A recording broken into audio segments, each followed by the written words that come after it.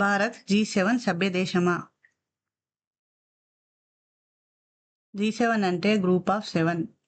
ప్రపంచంలోని అత్యంత అభివృద్ధి చెందిన 7 ప్రధాన ఆర్థిక వ్యవస్థల సమూహమే G7.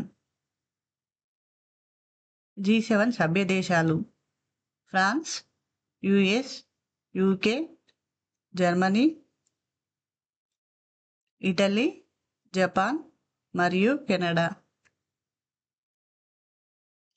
G7 ప్రధాన లక్ష్యాలు: ప్రపంచ ఆర్థిక స్థిరత్వం, అంతర్జాతీయ భద్రత, వాతావరణ మార్పుల నియంత్రణ, ఇంధన భద్రత మరియు ప్రపంచ అభివృద్ధికి సంబంధించిన వివిధ అంశాలపైన చర్చించడం. G7 మొదట 1975లో G6గా ప్రారంభమైంది.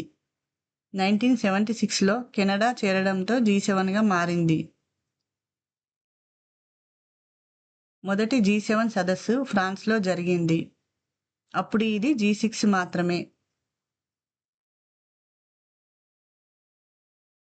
G7 సమావేశాలలో యూరోపియన్ యూనియన్ సభ్యదేశం కానప్పటికీ పాల్గొంటుంది. 2026 G7 సదస్సుకు ఫ్రాన్స్ ఆతిథ్యం ఇస్తుంది. ఫ్రాన్స్లోని ఏవియన్ నగరంలో జూన్ 15 నుండి 17 వరకు ఈ సదస్సు జరగనుంది. ప్రస్తుతం జరుగుతున్న G7 సదస్సు 52వ సదస్సు.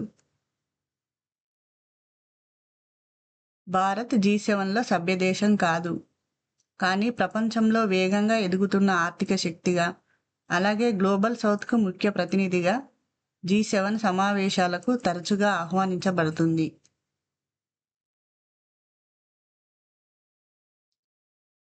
నరేంద్ర మోడీ 2026లో జరిగే ఈ సమావేశంతో కలిపి మొత్తం 7 సార్లు G7 సదస్సులకు హాజరయ్యారు.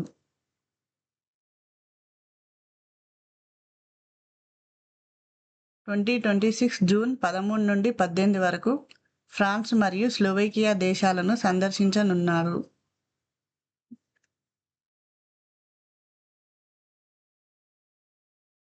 ఇప్పటి వరకు మొత్తం 3 భారత ప్రధానులు G7 సదస్సులకు హాజరయ్యారు.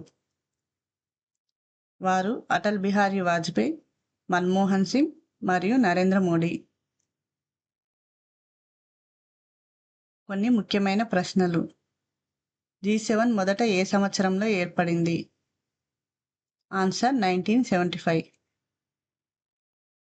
G7 మొదట ఏ పేరుతో ప్రారంభమైంది?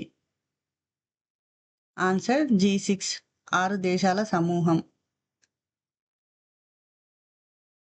G7 తొలి సదస్సు ఎక్కడ జరిగింది? Answer France. G7 సమావేశాల్లో పాల్గొనే కానీ సభ్యదేశంగా పరిగణించబడని సంస్థ ఏది? Answer European union. G7 నుండి 2014లో సస్పెండ్ చేయబడిన దేశం ఏది? Answer Russia. 2026 G7 సదస్సుకు ఆతిథ్య దేశం ఏది? Answer France.